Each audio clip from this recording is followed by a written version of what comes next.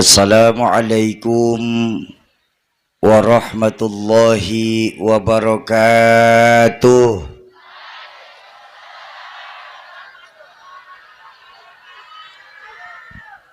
Bismillahi walhamdulillah. Ya daimal fadli alal bariyah, ya basital yadaini bil atiyah, ya sahibal mawahibis saniyah, salli ala sayyidina Muhammadin khairal bariyah, waghfir lana ya dzal ula fi hadhil ashiyah. Amma ba'du. Qala Allah ta'ala fil Qur'anil Karim wa huwa asdaqul qailin. A'udzu billahi minasy syaithanir rajim. Bismillahirrahmanirrahim. In uridu illal islaha mastata'tu wa ma taufiqi illa billah alaihi tawakkaltu wa ilaihi unib. Wa qala Rasulullah sallallahu alaihi wasallam, man kana yaumihi khairan min amsihi fahuwa rabih, wa man kana yaumihi mithlu min amsihi fahuwa maghbun, wa man kana yaumihi syarran min amsihi fahuwa mal'un. Sadaqallahul azim wa sadaqa rasuluhul karim. Hadratul mukarramun, para alimil ulama, para asatiz dan ustazat, para hujjaj, para sepuh dan bini sepuh yang hadir di Masjid Darussalam Pasar Lubuk Seberuk.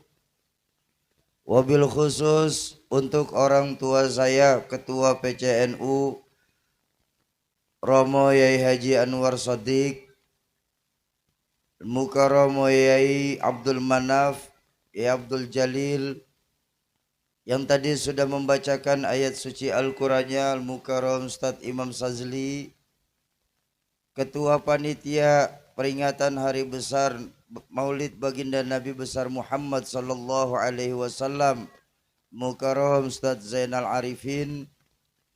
Semoga Allah panjangkan usia guru-guru kita, Allah tetapkan iman dan Islamnya dalam rangka menjaga semangat agama, khususnya di oki tercinta kita ini.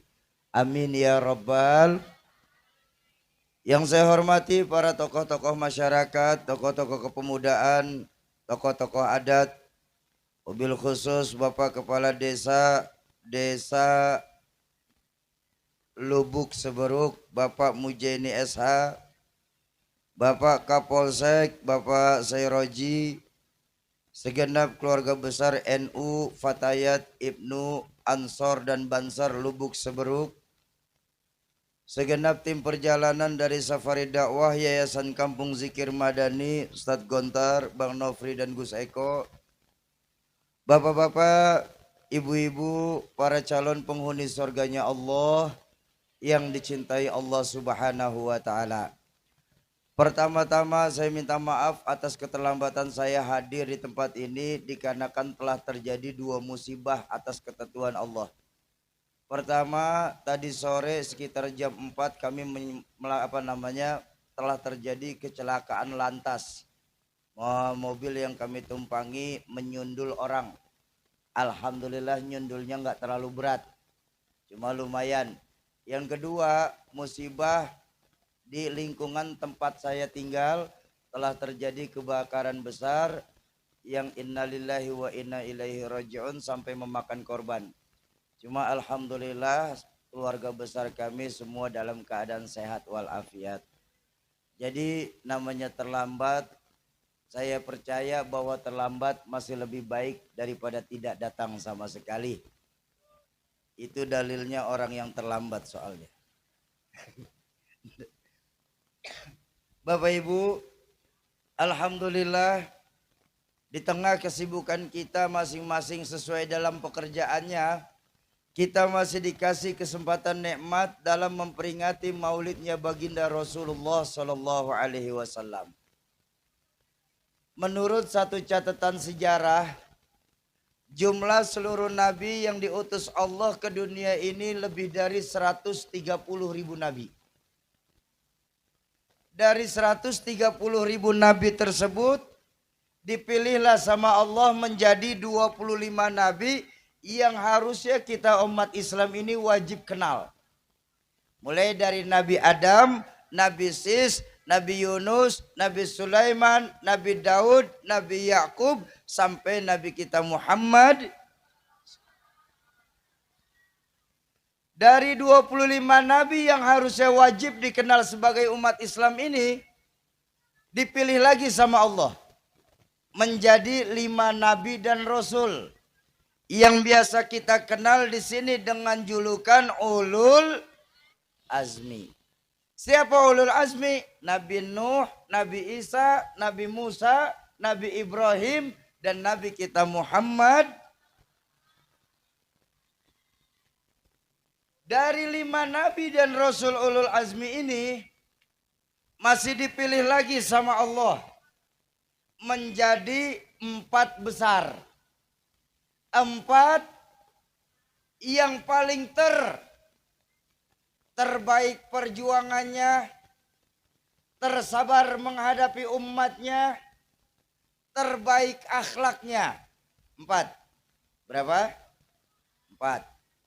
Yang satu nggak lolos audisi, tereliminasi karena SMS-nya nggak cukup waktu itu soalnya. Polling SMS juga kayaknya. Siapa yang tidak masuk audisi? Nabiullah Nuh alaihi salam. Padahal kurangnya apa Nabi Nuh dalam berdakwah, Pak? Betul. Ratusan tahun beliau berdakwah, cuma dapat pengikut nggak lebih dari 11 orang. Allahu Akbar. Rata-rata 10 tahun cuma dapat 1. Majelis taklim mana, pondok pesantren mana yang sanggup bertahan 10 tahun 1 santri? Bubar pondok pesantren, bangkrut majelis.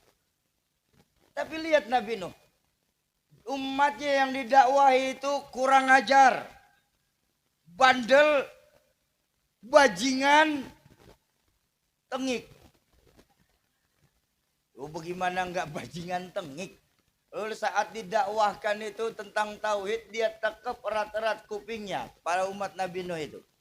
Sampai pada titik klimaksnya, Nabi Nuh mempunyai tidak sabar kepada umatnya.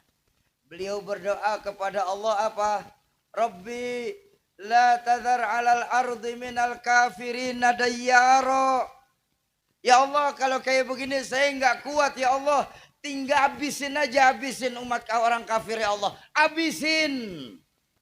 Inilah sebabnya kenapa Nabiullah Nuh tidak masuk dalam 4 besar. Ya. Makanya Nabi Nuh ini punya doa preman, Pak. Dia minta tenggelamin apa bukan preman namanya? Kalau Nabi Musa doanya lebih bijaksana. Ya Allah, kalau mereka mengikutiku maka mereka dari golonganku beriman kepadamu. Kalau tidak maka engkau maha pengampun. Ini doa yang bijak. Nabi Muhammad lebih hebat lagi. Ketika disambitin beliau berdoa apa? Allahumma hdi qaumi fa innahum la ya'lamun. Ya Allah, beri mereka hidayah yang nyambitin aku ya Allah. Sungguh mereka tidak mengetahui apa yang sedang mereka lakukan. Tuh. Doa saja Nabi ada tipinya, ada tipikalnya. Ada tipikal preman. Nabi Nuh ini minta matiin aja nih. Ya. Makanya kita harusnya bersyukur jadi umat baginda Nabi. Kenapa? Di mana umat baginda Nabi memiliki keistimewaan apa? Azab ditangguhkan. Kalau nabi-nabi terdahulu, umat, ini agama, nggak mau, tenggelamin. Umat, ini agama, nggak mau, dikubur hidup-hidup, macam kaum Sodom. Betul? Tapi umat baginda Rasulullah Sallallahu Alaihi Wasallam sampai nanti akhir zaman akan ditangguhkan azabnya. Allahumma salli ala Sayyidina Muhammad. Makanya Nabi Nuh nggak masuk audisi. Yang lolos siapa? Pertama, Nabi Isa. Beliau mendapatkan gelar Ruhullah. Nabi Musa, beliau mendapatkan gelar Kalimullah. Nabi Ibrahim beliau mendapatkan gelar Khalilullah, dan Nabi kita Muhammad sallallahu alaihi wasallam beliau mendapatkan gelar Habibullah. Selesai? Belum. Dari 4 nama ini masih dipilih lagi sama Allah hingga keluar 1 nama. Siapa? Yang lagi kita peringatin Pak Maulidnya malam hari. Beliaulah sosok mulia yang dimuliakan oleh Zat yang Maha Mulia. Beliaulah manusia agung yang diagungkan oleh Zat yang Maha Agung. Yang kepada beliaulah kita semua orang di sini mengharapkan pertolongannya nanti di yaumil mahsyar. Sayyidina wa maulana Muhammadin. Inilah makna dari hadis beliau, ana khiyarun min khiyarin min khiyarin. Tadi udah enak, jangan dirubah-rubah lagi, jadi feedback lagi sekarang.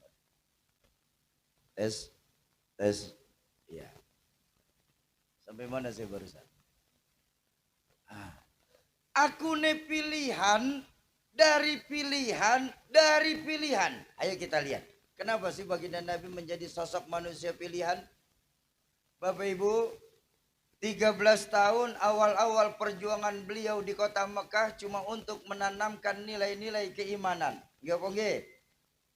Meninggikan kalimat tauhid la ilaha illallah Muhammadur. 13 tahun beliau berdakwah, dicaci maki, dilempari kotoran ontak, sahabat-sahabat dibantai. 13 tahun beliau berdakwah cuma untuk menanamkan pondasi. Dengan perhitungan beliau, di mana-mana kalau pondasi aman, pondasi kuat, bangunan aman. Betul apa betul? Pondasi rapuh, bangunan akan runtuh. Pondasi miring, bangunan akan ikut miring. Bangunan bagaimana pondasi? Kita orang hidup, bagaimana imannya? Imannya nggak akan terlihat. Ada yang bisa pondasi, lihat pondasi? Ada? Ada? Karena adanya di bawah, sama iman adanya di dalam, nggak akan mungkin terlihat. Tapi gejala dari keimanan itu Pak yang akan terlihat. Contoh. Ini mic ada strumnya nih. Ada nggak strumnya? Ada apa tidak? Kelihatan? Kok bisa tahu? Ada suara. Strum nggak kelihatan, refleksi dari strum yang terlihat. Ini lampu ada strumnya Syauki, nyala. Di dalam masjid kipas ada strumnya tuh Syauki, muter. Ya kalau begitu nggak perlu profesor turun tangan, anak-anak kita pun paham. Di mana-mana kalau ada strum, mic dicolok pasti bunyi. Kalau ada strum, kipas angin muter. Kalau ada strum, lampu nyala. Kalau begitu ceritanya, kalau punya iman, sujud yang benar. Jangan nunggu akhir waktu sholatnya. Baru azan. Baru qomat. Imamnya Ustaz Zainal lama dia kalau baca surat. Sampai selesai sholat, belum sholat juga kita. Betul? Ada yang kayak begitu di sini? Yang mana? Kalau punya iman, sedekah yang berani. Kalau punya iman, ayo makmurkan masjid-masjid kita dengan sholat berjamaah. Itu kalau jalurnya benar. Kalau jalurnya benar. Sekarang saya ajak berbanding terbalik. Strum ada, tapi mic tidak mau nyala. Itu kata teknisi di samping, oh Syauki, yang itu kabelnya koslet namanya. Betul? Apa namanya? Yai, memang di sini kalau maulid pada lemas begini Yai. Oh. Bu, ini malam hari ini kita lagi memperingati maulidnya yang karena beliau kita semua ada. Dalam hadis qudsi Allah mengingatkan apa? Laulaka ya Muhammad ma khalaqtu aflak. Kalau saja bukan karena engkau hai Muhammad, sungguh tidak akan aku ciptakan dunia beserta isinya ini. Masa iya sih kita di Lubuk Lubuk Seberuk. Masa iya kita di Lubuk Seberuk ini lagi memperingati maulidnya yang karena beliau kita ada. Pada lemes-lemes begini.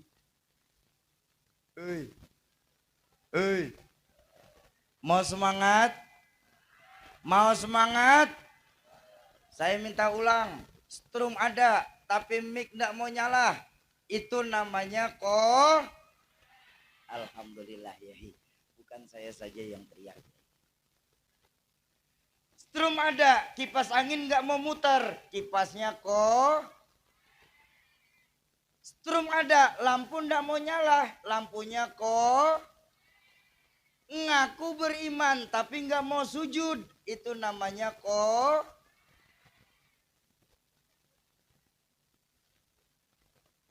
ngaku imannya besar. Warung rame, rumah tingkat, mobil ada, sedekah maulid 5.000.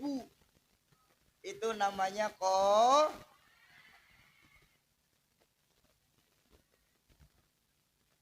ngaku imannya besar. Rumah dekat masjid bagus, nggak mau sholat berjamaah di masjid. Itu namanya Nah, udah jelas nih. Yuk, di Seberuk ini yang koslet-koslet Pak di peringatan maulid ini kita benerin dulu. Supaya apa? Supaya Lubuk Seberuk jangan sampai kebakaran karena ada yang koslet. Setuju? Lalu apa yang bisa kita ambil hikmah dari peringatan maulid malam hari ini?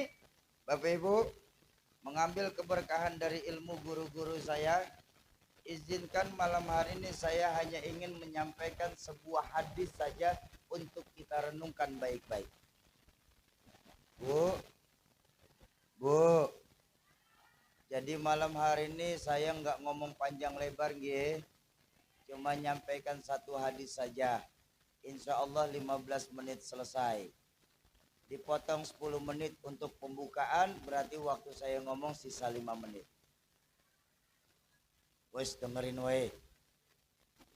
Bapak Ibu, Baginda Rasul pernah bersabda, sayati zamanun ala ummati la yabqa minal Islam illa ismuh wa la yabqa minal Qur'an illa rasmuh masajiduhum amirah wa hiya kharabum minal huda.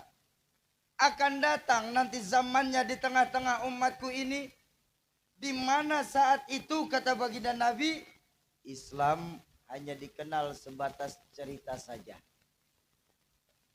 Quran hanya dikenal sebatas tulisannya saja. Dan saat itu masjid-masjid bagus, musola megah-megah, tapi kosong dari pancaran sinar hidayah. Ayo malam hari ini, di peringatan maulid Nabi ini, kita renungkan hadis baginda Nabi yang mulia ini Bapak Ibu. Bukankah banyak hadis-hadis beliau yang diucapkan hampir 15 abad yang lalu, saat ini mulai terjadi kebenarannya. Betul apa betul? Boleh saya tanya? Boleh saya tanya? Saya ambil dari belakang dulu Yai, izin. Masjid-masjid yang ada di Lempuing Jaya ini bagus-bagus apa tidak? Alhamdulillah. Musola surau yang ada di Lubuk Seberuk bagus-bagus apa tidak? Beberapa surau musola pakai AC sekarang, betul? Tapi lihatlah fungsi masjid dan musola yang ada sekarang ini. Enggak ubahnya layaknya sebuah museum. Tahu museum? Tempat penitipan barang-barang antik. Yang isi masjid dan musola kita sekarang Pak rata-rata 50 tahun ke atas. Lah antik sudah. Sementara anak-anak mudanya kemana? Anak-anak mudanya asik nyari warung-warung kopi yang ada di pinggir jalan Pak. Betul-betul. Makanya saya dari pertama kali sampai Saya enggak henti-hentinya bersyukur kepada Allah. Kita nih di sini punya masjid di Darussalam, subhanallah.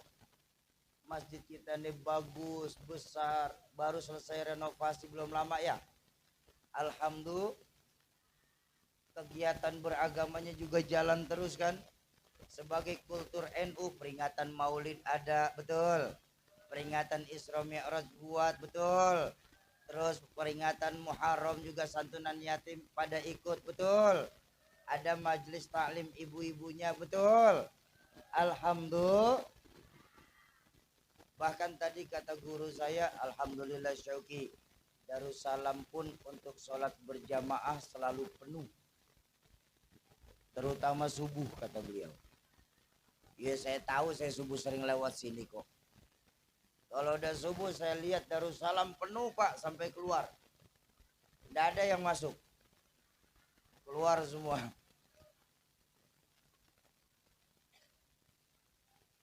Kalau udah subuh Darussalam, imam doang berdua sama karpet Pak.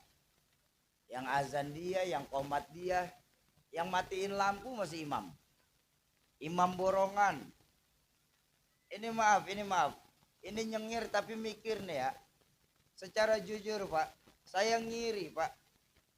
Kita nih umat Islam cuma bisa bangun masjid tapi nggak bisa menghidupkan masjid. Kita nih sering kalah dengan agama-agama lain saudara kita dalam menghidupi rumah ibadahnya Pak. Satu kenyataan pahit ya. Di dekat rumah kami itu ada sebuah gereja, namanya Gereja Gandaria. Masih bagus, jauh lebih bagus masjid kita Darussalam. Jamaatnya pun cuma nggak ada setengah ini jamaatnya. Cuma yang saya bikin iri ya, kegiatan gereja tersebut itu sudah hampir setiap hari ada. Senin kebaktian bapak-bapak, Rabu kebaktian ibu-ibu, Jumat kebaktian anak-anak muda, Sabtu Minggu kebaktian umum. Gereja bangunannya nggak lebih besar dari Darussalam, jamaatnya nggak lebih banyak dari peringatan Maulid ini. Kegiatannya sudah hampir setiap hari. Masjid-masjid kita di Oki ini Pak, masih banyak Pak. Masjid Jumat jam 9 pagi buka. Jumat jam 9 sore tutup. Buka lagi Jumat depan. Laba-laba yang ngisiin masjid kita nih. Betul. Ini kan terjadi saat ini kita lupa bahwa baginda Nabi menjadikan masjid sebagai pusat kegiatan umat. Lalu kenapa kita sekarang ini menjadikan masjid tidak lebih sebatas tempat ibadah Pak? Kalau sudah selesai sholat, masjid kita nasibnya macam kuburan Pak, sepi dari kegiatan masyarakat. Ingat, di dalam masjid baginda Nabi memang melakukan sholat berjamaah. Di dalam masjid pula baginda Nabi mengajar agama. Tapi di dalam masjid pula baginda Nabi berpolitik. Bahkan di dalam masjid pula baginda Nabi mengatur strategi militer. Masjid sebagai pusat kegiatan umat. Lalu kenapa kita sekarang ini kalau ada orang yang ngomong politik di dalam masjid, kita suka alergi Pak. Ya, silakan mau bicara politik di dalam masjid, cuma tetap konteks dalam Al-Quran bil hikmah wal mau'izatul hasanah.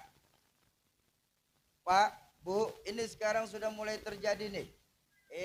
Masjid bebas area politik.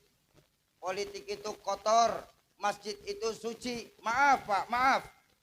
Yang kotor bukan politiknya, tapi orangnya. Betul. Ulama-ulama kita banyak buka kitab-kitab fikih siasah. Itu kitab politik. Islam pun berpolitik.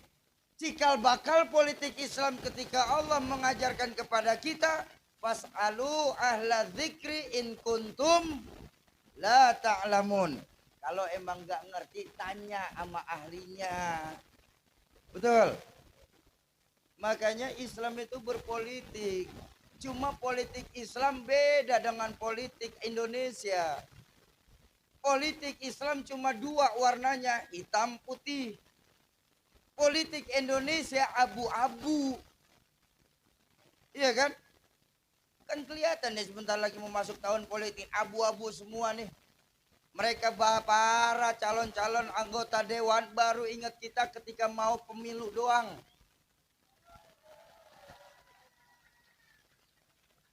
Islam berpolitik, cuma politik Islam mengajarkan banyak dan ahlinya. Politik Indonesia 50+1, hasilnya jauh berbeda, Pak. Gak percaya? Nih saya kasih contoh. Ada 3 orang ulama berdebat sama 10 insinyur soal urusan kunut. Kira-kira Bapak Ibu pegang yang mana? Ada 3 ulama berdebat dengan 10 insinyur soal kunut. Kira-kira pegang yang mana? 3 ulama. Itu Islam. Tapi kalau dalam politik Indonesia yang menang 10 insinyur. Makanya hukum sekarang ini dibikin samar-samar. Betul? Kenapa? Karena politik Indonesia 50+1. Atau saya balik kisahnya. Ada 3 orang insinyur berdebat dengan 10 ulama soal struktur jembatan. Kira-kira menang mana? Kalau Islam menang 3 insinyur, walaupun cuma 3 ahli. Betul? Tapi kalau Indonesia 10 kiai yang menang, permasalahannya nasib jembatan bagaimana? Enggak mungkin bisa jembatan bakal keras dibaca Yasin 3 kali. Ada hitungan-hitungannya. Ya, jadi jangan kita alergi Bapak Ibu sekalian soal berpolitik. Kenapa? Kalau kita umat Islam alergi dalam politik, maka nanti ujungnya kita juga yang akan kalah. Kok begitu, Soki? Karena politik Indonesia nanti cuma dikuasai oleh 2 pihak. Pertama orang kafir, yang kedua orang munafik. Artinya kalau itu bisa berkuasa lagi, kita akan jadi tamu di rumah sendiri, kita akan jadi penonton di lapangan sendiri.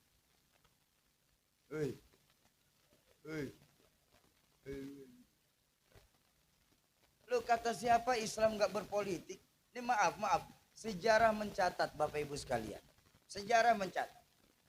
Para pendiri bangsa Indonesia ini mencontoh dari ilmu guru-guru kita Mbah Hasyim Asy'ari, Mbah Wahab Hasbullah, mencontoh masyarakat, membangun masyarakat Indonesia ini dibangun dari masyarakat bermasjid.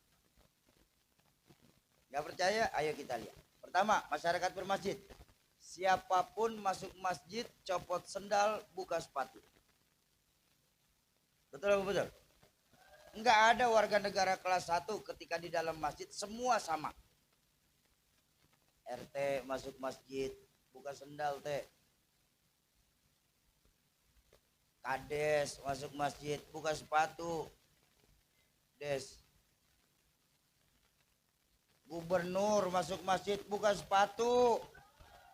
Nur. Presiden masuk masjid, buka sepatu. Enak ya jamaahnya.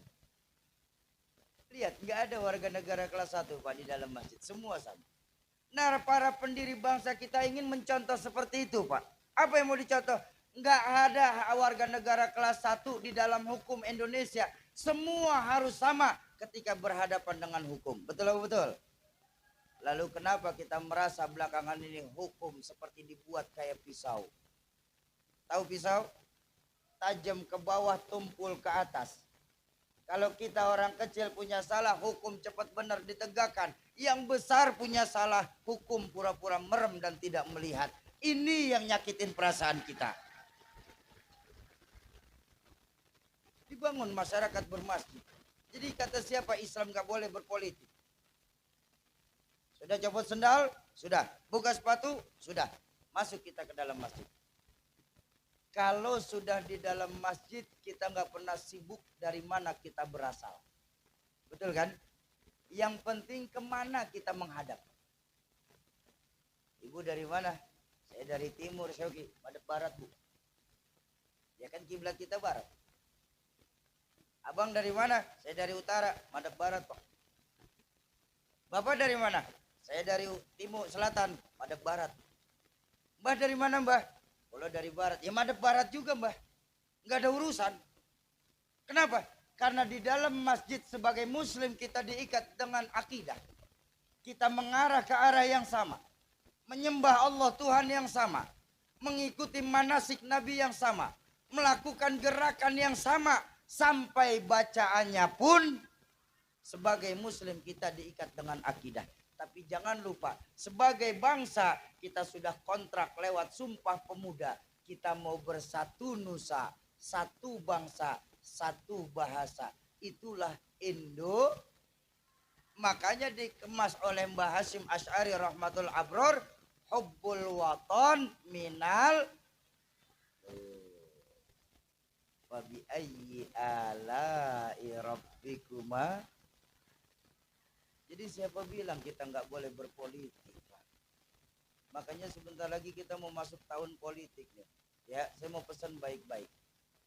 Beda boleh, marahan jangan. Setuju? Yang jadi siapa, yang ribut siapa? Cuma tetap saya nggak peduli. Maaf, saya berani berkata. Saya nggak peduli siapapun presidennya. Mau Pak Ganjar, mau Pak Prabowo, mau Pak Anies, siapapun presidennya saya tidak peduli. Cuma saya berharap nanti 2024 kita mempunyai presiden yang takut kepada Allah dan sayang kepada kita sebagai rakyat. Betul? Capek Pak kita dibohongin terus sebagai rakyat. Begitu mau terpilih, mau pemilihan, kami dari rakyat untuk rakyat. Begitu jadi makanin uang rakyat. Ini yang terjadi sekarang ini. Ya, Bu, saya cuma pesan satu. Pilihlah calon-calon legislatif kita yang gak kasih uang duluan. Woi, ini saya mau pesan baik-baik. Carilah, pilih calon legislatif kita yang nggak ngasih duit duluan. Kenapa? Karena baginda Nabi sendiri yang mengingatkan orang yang menyuap dan menerima suap, dua-duanya ada di dalam neraka. Dan ingat, kalau kita terima itu uang, Bu, maka nanti kalau terpilih yang ada di pemikiran ini dewan apa? Bagaimana caranya saya mengembalikan modal kampanye? Soal rakyat nomor 18. Hei, sudah waktunya nih kita politik secara cerdas umat Islam nih. Jangan cuma mau dijadikan address, alamat. Ya kan? Semua anggota-anggota dewan sekarang nih kalau mau pemilu jadi rakyat juga, Pak. Mereka duduk di warung yang biasa kita duduk, pakaian dengan pakaian yang biasa kita gunakan. Ngomongnya pun ngomong cara kita. Tapi begitu terpilih, kan di mana-mana setahu saya, yang namanya wakil nggak boleh lebih tinggi dari atasannya. Betul kan? Boleh tanya Pak Kades, wakil Kades boleh lebih tinggi nggak dari Kadesnya? Nggak boleh. Pak Camat, wakil camat boleh tinggi nggak dari camatnya? Nggak boleh. Pak Kapolsek, Wakapolsek boleh lebih tinggi nggak dari Kapolseknya? Nggak boleh. Lah kok ini ada wakil rakyat yang mereka mau lebih tinggi dari rakyatnya? Ini di luar negeri tapi. Di luar negeri. Bukan di sini. Ini jauh di luar negeri ya Bu ya. Kalau di sini insya Allah semua sangat mewakili rakyatnya. Amin. Rakyat pengen uang banyak diwakilin sama dia. Rakyat pengen naik mobil enak diwakilin sama dia. Rakyatnya ya begini-gini aja udah nih. Ayo kita makmurkan masjid-masjid kita. Bukankah dalam Al-Quran Allah mengingatkan innama ya'muru masajidallah man amana billahi wal yaumil akhir wa aqamas shalah wa ataz zakah. Orang yang gemar memamurkan masjid mempunyai ciri apa? Mereka beriman kepada Allah dan hari akhir, serta gemar melakukan sholat berjamaah dan juga tidak takut untuk mengeluarkan harta di jalan Allah Subhanahu wa ta'ala. Itu yang pertama. Ayo kita makmurkan masjid-masjid kita. Kepada para agnia-agnia yang punya keinginan bangun masjid, tolong di stop dulu. Kita ini sudah terlampau banyak masjid-masjid yang ada, tapi nggak ada yang ngisi. Jadi lebih baik orang yang mau bangun masjid, saya kasih saran, lebih baik duitnya kasih masjid-masjid yang ada di sekitar untuk menghidupi masjid. Setuju? Jangan kita egois. Memang sih kalau kita bangun rumah ibadah, Allah akan bangunkan kita rumah di dalam surga. Tapi jangan lupa, konteks membangun ini bukan membangun secara fisik, tapi menghidupkan masjid itu sendiri. Itu yang pertama, di peringatan Maulid. Ayo kita makmurkan masjid-masjid kita. Ingat, Imam Syafi'i radhiyallahu anhu kalau hendak masuk ke dalam satu kampung, yang beliau lihat cuma dua. Apa? Masjid lebih bagus daripada rumah sekitar, dan anak-anak muda masih mau menghidupi masjid. Imam Syafi'i radhiyallahu anhu kalau melihat dua perkara ini dalam satu kampung, gembira hatinya. Kok bisa? Karena Islam masih bakal lama di kampung tersebut. Insya. Yang pertama, masjid-masjid bagus tapi kosong dari pancaran sinar-sinar hidayah di dalamnya. Yang kedua, Islam hanya dikenal sebatas cerita saja. Ini pun tanpa disadari saat ini mulai terjadi, Bang. Pak, betapa sekarang ini kita Islam di Indonesia cuma menang secara kualitas tapi kalah secara kuantitas. Betul apa betul? Pak, kita di Indonesia ini menang secara bilangan tapi miskin secara prestasi. Betul? Bu, sangat dirasakan bahwa belakangan ini di Indonesia kita memang sedang berpacu dalam agama. Melodi lagi. Nih nggak konsen nih. Berpacu dalam melodi. Orang lagi ngomongin agama, Melon.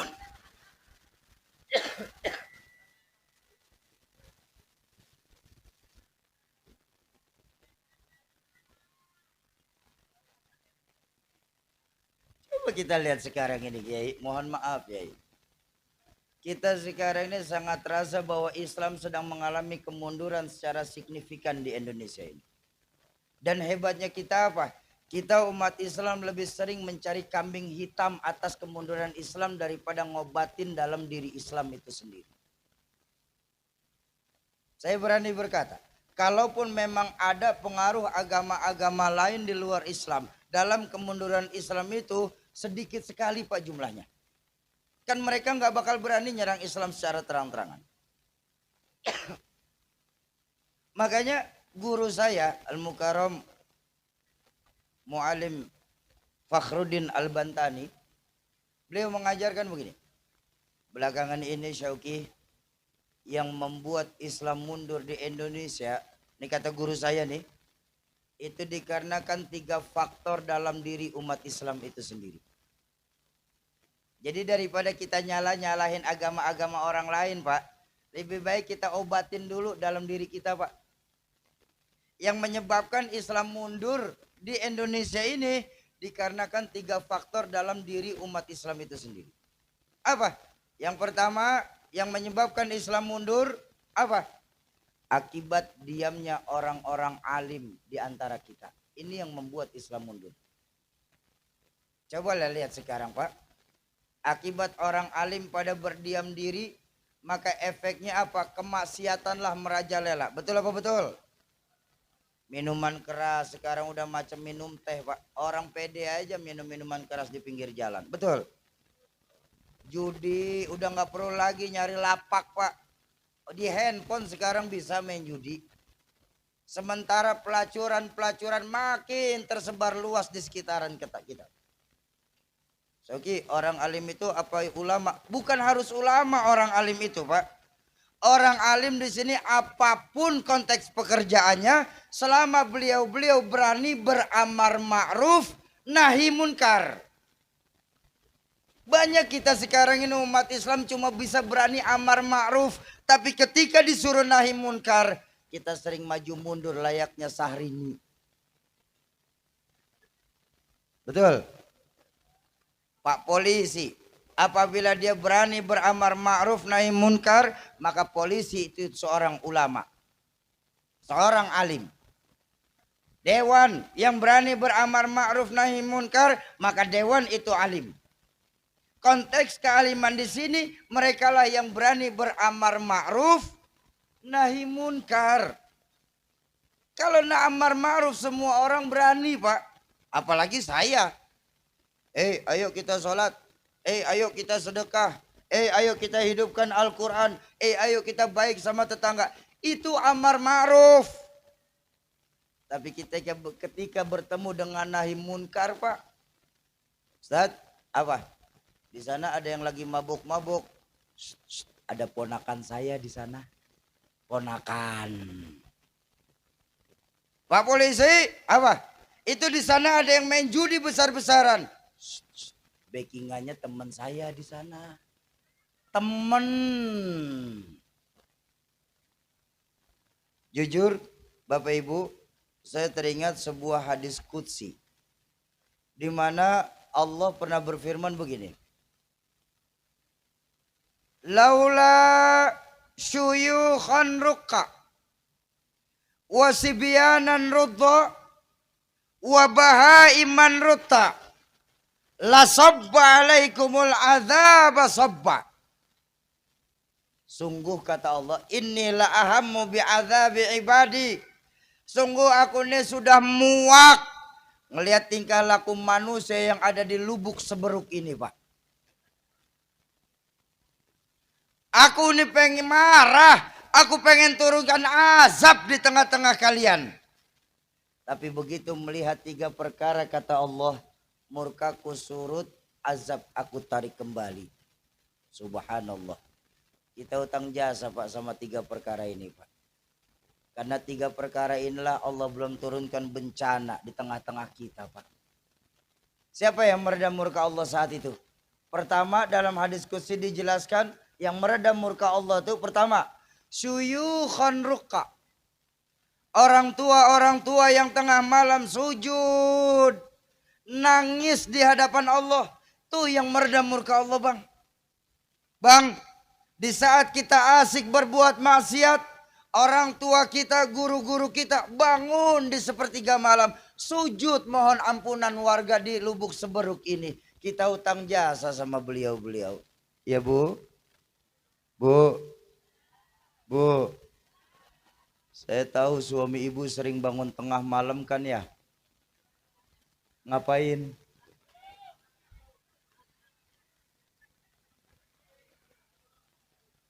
Suami ibu bikin repot malaikat, Bu.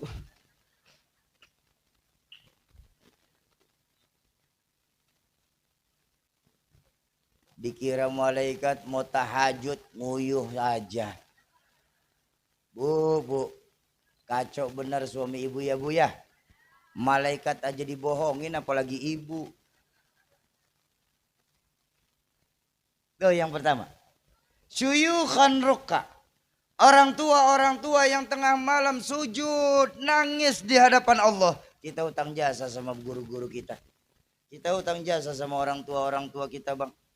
Di saat kita asik berbuat maksiat di sepertiga malam, beliau bangun, ketuk arsy Allah, mohon ampunan untuk masyarakat lubuk seberuk ini. Lalu yang kedua siapa? Yang kedua, wasibyanan rudda. Bayi tanpa dosa masih nyusu. Bersih, suci, tanpa dosa. Kita utang jasa sama adik-adik kita yang masih balita, Bang. Lantaran mereka Allah belum turunkan azab di tengah-tengah kita ini. Lalu yang ketiga, wabaha iman ruta. Hewan melata masih gampang mencari makan. Artinya apa? Keseimbangan alam masih terjaga dengan baik. Tapi jujur, yang ketiga udah nggak ada, Pak, di tengah-tengah kita. Alam sudah nggak ada lagi imbang sekarang. Betul apa betul? Coba lihat tanah lapang. Sekarang ditanemin beton. Maka kita berharap dari dua ini, Pak. Makanya saya sering bilang, kalau saja baginda Nabi masih ada di tengah-tengah kita, Pak. Saya yakin nggak akan ada nih penyakit kayak COVID, gempa bumi, gunung meletus, banjir bandang, tsunami, nggak bakal ada. Kok bisa begitu, Syaki? Karena baginda Nabi memang rahmatan lil alamin. Ditegaskan dalam Al-Quran apa? Wa makana liyu'adzibahum wa anta fihim. Sungguh Allah tidak akan menurunkan bencana, hai Muhammad, selama engkau masih ada di tengah-tengah mereka. Wa man kana yu'adzibahum wa hum yastaghfirun, dan Allah juga tidak akan menurunkan bencana, hai Muhammad. Wa man kana limu'adzibahum wa hum yastaghfirun, dan Allah juga tidak akan menurunkan bencana, hai Muhammad, selama di tengah-tengah mereka masih banyak yang istighfar. Ayo, biarlah para orang-orang alim di kampung kita ini bekerja sesuai dengan bidangnya masing-masing dalam memberantas kemaksiatan. Kita juga masyarakat umumnya jangan bertelak pinggang saja. Kita bantu dengan memperbanyak istighfar. Itu yang pertama, yang membuat Islam mundur di Indonesia. Yang kedua, yang membuat Islam mundur kata guru saya, Mu'alim Fakhruddin Al-Bantani. Yang kedua, akibat fanatisme organisasi. Ini yang membuat Islam mundur. Kok begitu, Soki? Kita merasa organisasi kita lah yang paling benar. Sehingga itu merupakan tiket kita untuk menyalahkan organisasi-organisasi lain di luar organisasi kita. Fanatisme agama wajib. Tapi fanatisme organisasi nanti dulu. Nanti dulu. Kok begitu, Syauki? Kalau fanatisme organisasi, Pak, ini jangan sampai lupa, baginda Nabi diutus ke dunia rahmatan lil alamin. Betul kan? Namanya rahmatan lil alamin, kalau saya boleh jadikan satu benda, rahmatan lil alamin itu satu lingkaran besar, macam NU nih, ada lingkaran besar di tengahnya. Betul? Di mana sebuah lingkaran nggak ada sudut. Ada nggak lingkaran bersudut? Ada apa tidak lingkaran bersudut? Lalu kenapa kita harus mengkotak-kotakan diri kita belakangan ini, Pak? Yang maulid, yang nggak maulid, marah-marahan. Yang kunut, nggak tegur-teguran. Apa macam kayak begini, Pak? Saya pernah ditanya ketika lagi ceramah safari dakwah di daerah Kalimantan. Lepas sholat, karena acara habis zuhur, sholat asar berjamaah. Lepas sholat, Yai, saya habis salam tuh, Assalamualaikum warahmatullahi, Assalamualaikum warahmatullahi. Saya kebiasaan orang tua saya, dari mulai Mbah Nur sampai Rahmatul Abrar Ki Zainuddin MZ, kalau setelah salam itu beliau usap muka lalu ngajak salaman. Ya, karena kebiasaan, apa yang saya lihat, habis salam saya usap muka, saya ajak salaman jamaah. Ada teman sholat sebelah saya ngeliatin saya. Ya namanya saya diliatin, ya saya liatin lagi. Iya, guru. Saya diliatin, saya liatin lagi. Saya tanya, kenapa Pak? Kok ngeliatinnya begitu? Enggak, saya cuma bingung saja. Bingung kenapa? Antum tadi Ustadz usap muka ya sama salaman? Iya. Kan Nabi enggak ngajarin. Oh, biarin Pak. Kalau enggak Nabi ajarin kan berarti bid'ah. Ya enggak apa-apa. Bid'ah itu kan adanya neraka. Ya udah. Ya udah bagaimana? Muka saya, Pak. Yang bid'ah tuh kalau saya lepas salam saya usap muka Bapak. Itu baru bid'ah tuh. Itu baru bid'ah. Lah ini yang saya usap muka saya kok dibid'ah-bid'ahin.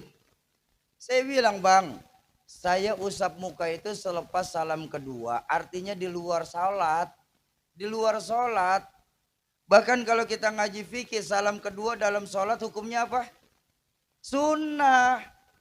Ini bab kepantasan saja, kalau udah salat, udah selesai salat, Jangankan cuma usap muka sama ngajak salaman, mau joget TikTok juga nggak ada masalah. Betul kan? Lah kan di luar sholat.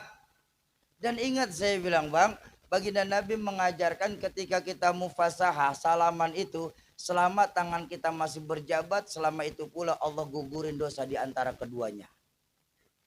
Loh kok kayak gitu bid'ah sih, saya bingung. Jadi saya mau pesan nih, kalau masih ada di kampung kita, tapi insya Allah nggak ada sih. Kita ini NU Tulen, amin. Cuma saya mau pesan, yang senang maulid bagus, yang nggak senang juga diam-diam aja. Gak usah pakai ngata-ngatain orang maulid bid'ah. Yang mabuk masih banyak, ngapain yang maulid dilarang-larang. Ayo dalam berdakwah kita cari persamaan, jangan pernah memperbesar perbedaan. Saya sholat subuh pakai kunut. Tapi ketika saya sholat subuh di masjid nggak pakai kunut, saya nggak perlu marah-marah. Kenapa? Cukup ikutin imam saja, selesai urusan. Betul? Kok begitu Soki? Karena tidak semua sahabat 24 jam ikut Nabi. Ada sahabat yang mengeluarkan hadis Nabi sholat subuh nggak pakai kunut karena ikutnya pada saat Nabi sholat nggak pakai kunut. Pun ada sahabat yang mengeluarkan hadis Nabi sholat subuh pakai kunut karena kebetulan saat ikut sholat subuh Nabi lagi pakai kunut. Soki, saya makin bingung Soki kalau begitu. Kenapa bingung? Kalau yang kunut sah nggak kunut sah, yang nggak sholat subuh. Ini sholat subuh masih di rumah masing-masing udah pada ngomongin soal ikhtilaf kunut sama tidak kunut. Setuju? Ayo kita cari persamaan, jangan pernah memperbesar perbedaan. Kenapa? Karena perbedaan kalau mau kita perbesar sampai kiamat pun nggak akan pernah selesai. Bapak Ibu jamaah ma'asyiral muslimin dan muslimat, para calon penghuni surganya Allah yang dicintai Allah Subhanahu wa taala. Itu yang kedua. Yang ketiga, kata guru saya yang membuat Islam mundur apa? Yang ketiga, akibat semakin banyaknya orang munafik dalam tubuh anak-anak muda kita sekarang ini, Pak. Ini yang membuat Islam mundur, Pak.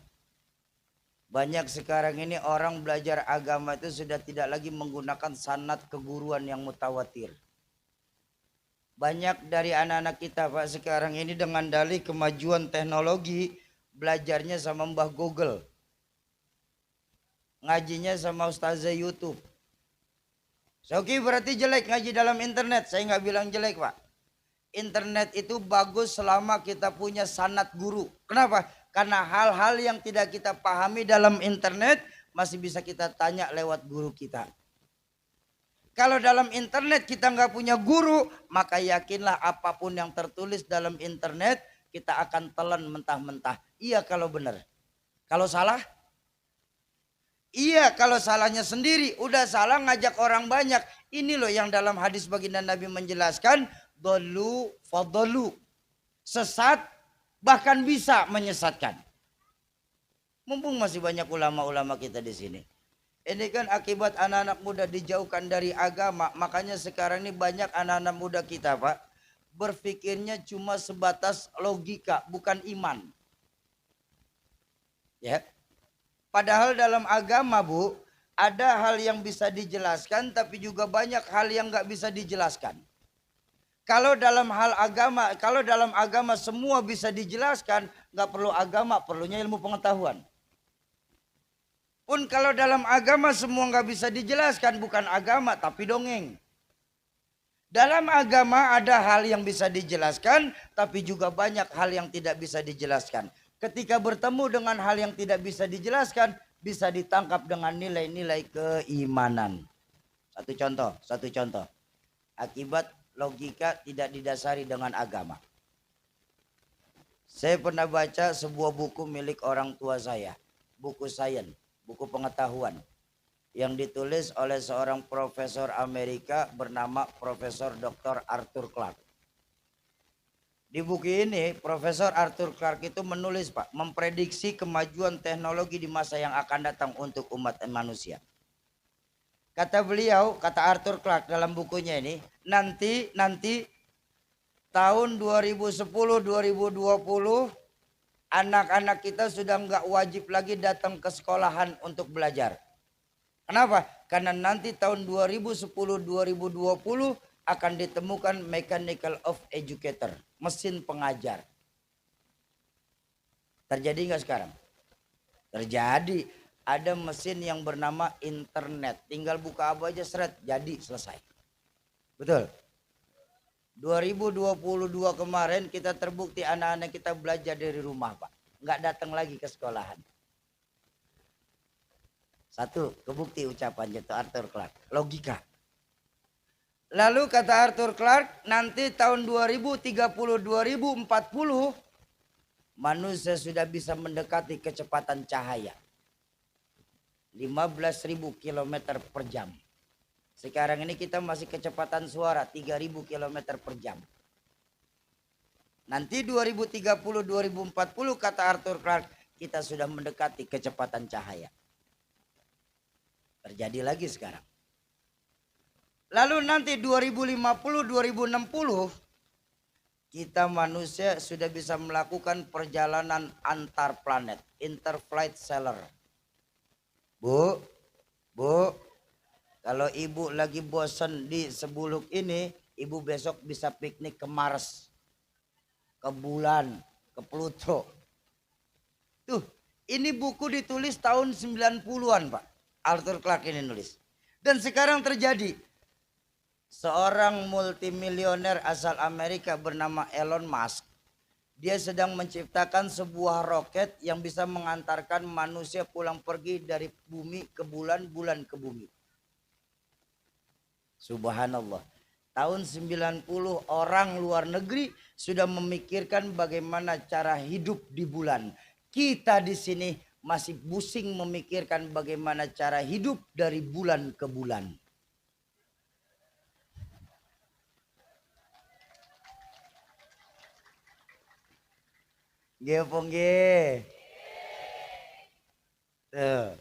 Terbukti lagi tuh Arthur Clarke, Pak.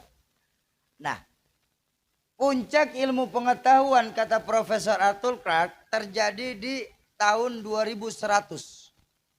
Di mana nanti tahun 2100 saking majunya teknologi saat itu akan ditemukan semacam human immortal of humanity.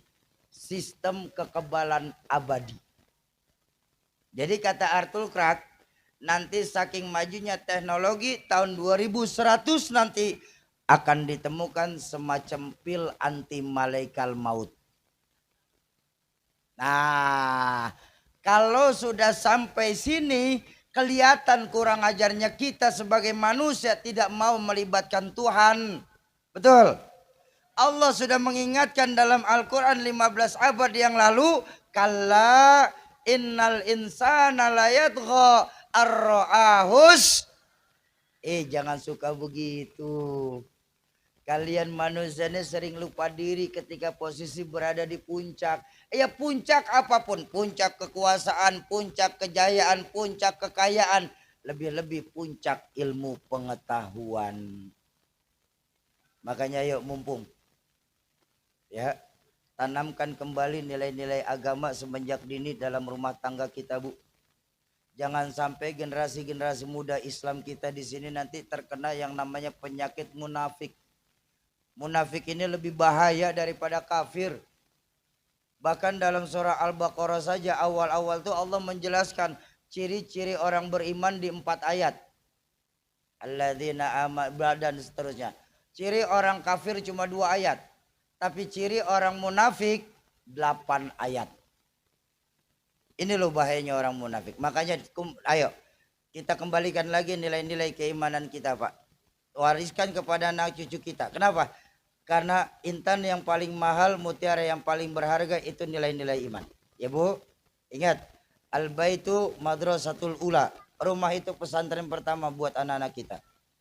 Bu, jangan pernah berharap kita punya anak soleh dan soleha kalau kita nggak bisa berlaku soleh dan soleha di hadapan anak-anak kita. Mimpi Pak, kita punya generasi muda yang Qurani kalau kita sebagai orang tua nggak suka baca Al-Quran di hadapan anak-anak kita. Dan maaf Bu, jangan pernah berharap anak muda mau masuk ke masjid-masjid yang ada di tempat kita. Kalau kita sendiri sebagai orang tua nggak mau ajak anak-anak kita untuk memasuki masjid dan sholat berjamaah. Didik anak-anak kita, tanamkan kembali nilai-nilai agama semenjak dini dalam rumah tangga kita. Bapak Ibu jamaah ma'asyiral muslimin dan muslimat, para calon penghuni surganya Allah yang dicintai Allah Subhanahu wa taala. Nah, atas mengembalikan legasi atau kejayaan Islam yang ditinggalkan baginda Nabi ini, Pak. Makanya saya bilang, sekarang ini Islam sudah mengalami kemunduran, maka kita harus lagi. Caranya bagaimana, Soki? Caranya ayo kita titipin anak-anak kita di pondok-pondok pesantren yang ada. Nah, makanya mengambil keberkahan dari pondok pesantren di tempat ini, kami pun atas nama dari Yayasan Kampung Zikir Madani, Bapak Ibu, ingin mengajak Bapak Ibu untuk menjadi investor dunia akhirat yang paling menguntungkan. Apa itu, Syauki? Wakaf. Emang untung dunianya apa? Untung dunianya Allah akan berkahkan harta kita. Untungan akhiratnya apa, Syauki? Ibadah apapun yang dilakukan para santrinya, Bapak Ibu kebagian pahalanya. Santri sholat berjamaah 5 waktu sehari. Kita mungkin sholat berjamaah saja masih jarang-jarang. Tapi ketika Allah akan berikan kita tambahan rekening sholat berjamaah. Kok bisa? Karena santri sholat berjamaah. Mungkin di umur kita sekarang menghafal Al-Quran bukan sesuatu yang mudah. Tapi inilah investasi cerdas. Ketika para santri selesai menghafalkan Al-Qurannya nanti, Bapak Ibu di yaumil mahsyar akan dihadang oleh 2 orang malaikat yang membawakan mahkota dari cahaya yang terang. Kenapa? Karena Bapak Ibu sudah menjadi keluarga Allah. Siapa keluarga Allah? Mereka yang mampu menghafal dan menjaga hafalan Al-Qur'annya. Bi barakatil ilmi wa bi mu'jizatil Qur'an wa bi jahi Rasulillah sallallahu alaihi wasallam. Syai'ulillahi lahumul Fatihah. A'udzu billahi minasyaitonir rajim. Bismillahirrahmanirrahim. Alhamdulillahi rabbil alamin arrahmanir rahim maliki yaumiddin. Iyyaka na'budu wa iyyaka nasta'in ihdinas siratal mustaqim siratal ladzina an'amta 'alaihim ghairil maghdubi 'alaihim waladdallin. Amin. Astaghfirullahalazim, astaghfirullahalazim, astaghfirullahalazim. Bismillahirrahmanirrahim. Alhamdulillahi rabbil alamin. Hamdan yuwafi ni'amahu wa yukafi'u mazidah. Ya Rabbana lakal hamdu kama yanbaghi li jalali wajhika wa 'azimi sultanik. Subhanaka la nuhsi thanan 'alaika kama athnaita 'ala nafsik.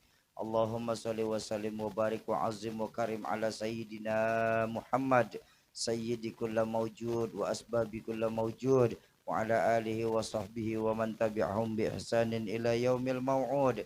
Yassir biha umurana wa hasil biha maqasidana ya Allah.